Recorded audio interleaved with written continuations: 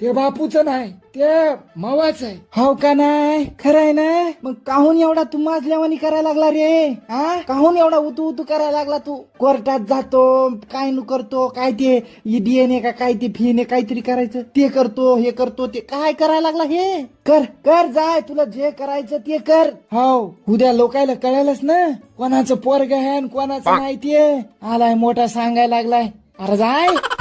ए म्हातारे, तुला काय वाटतंय? हा, बापूचं मेडिकल केल्यावर विकास बापूचा नाही हे कळल, पण त्या बरोबर बंड्या पण बापूचा नाही हे पण तर कळलंच ना. अगं माय, अरे काय बोलायला लागला तू? मी बरोबर बोलायलो.